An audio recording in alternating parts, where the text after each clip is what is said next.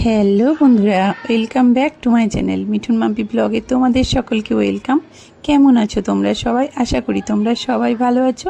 আমি তো ভীষণ ভালো আছি। থাম্বনেল দেখে বুঝে গেছো এতক্ষণে ভিডিওটা কি হতে চলেছে। তো চলো ঝটপট দেরি না করে ভিডিওটা দেখে নেব। তো সবার আগে বলে নিই, যারা চ্যানেলটা নতুন দেখছো তারা প্লিজ প্লিজ প্লিজ চ্যানেলটা সাবস্ক্রাইব করে আমার পাশে থেকো। আর যদি আমার এই ভিডিওটা তোমাদের ভালো লেগে থাকে অবশ্যই ভিডিওটা একটা লাইক কমেন্ট শেয়ার করো। আর তোমাদের কাছে একটা রিকোয়েস্ট রইল, ভিডিওটা স্কিপ না করে পুরোটা দেখার। তো চলো দেখে নিই। সবার প্রথমে আমি এখানে ডিমগুলো খোলা ছাড়িয়ে রেখে দিয়েছি সুন্দর করে। এবার এই ডিমগুলো আমি একে একে এইভাবে চাকুর সাহায্যে কেটে নিয়েছি। এবার ডিমের মধ্যে হালকা পরিমাণ হলুদ, সামান্য পরিমাণ নুন দিয়ে একে একে ডিমগুলোকে আমি এইভাবে নুন হলুদ মেখে নেব। চাকু দিয়ে কেটে নেওয়ার কারণে ডিমের ভেতরে নুন হলুদ ভালোভাবে ঢুকবে।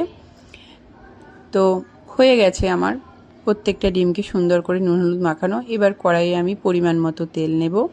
তেল দিয়ে একে একে সব ডিম আমি ভালোভাবে ভেজে নেব। তো দেখো আমার ডিমগুলো ভালোভাবে ভাজা হয়ে গেছে। আমি সুন্দর করে উল্টে পাল্টে প্রত্যেকটা ডিমকে ভেজে নিয়েছি। এবার একটা পাত্রে আমি তুলে রাখবো। পাত্রে তুলে নিয়ে ওই কড়াইয়ে আমি আরও কিছুটা তেল দিয়ে কালো জিরে কাঁচা লঙ্কা ফোড়ন দিলাম।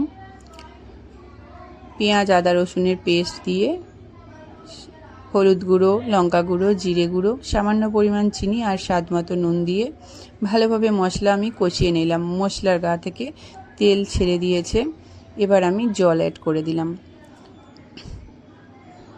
এবার ভেজে রাখা ডিম আমি দিয়ে দিলাম।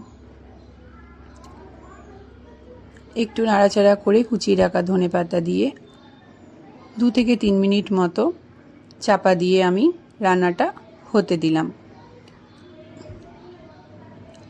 2 থেকে 3 মিনিট পর চাপা খুলে আমি ফিরে এলাম। তো দেখো রান্নাটা আমার হয়ে গেছে। তো চলো তোমাদেরকে একটা পাত্রে সার্ভ করে দেখাই। তো দেখো আমি রান্নাটা একটা পাত্রে সার্ভ করে নিয়েছি আর এইভাবে আমি সাজিয়ে নিয়েছি।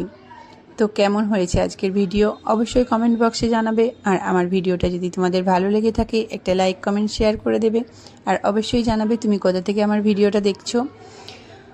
তো আজকের মতো এখানেই টাটা। সবাই ভালো থেকো, সুস্থ থেকো, সবাইকে ভালো রেখো আর আমাকে অনেক অনেক ভালোবাসা দিও। তোমাদের সবাইকে অনেক ভালোবাসা। আজকের মতো বাই।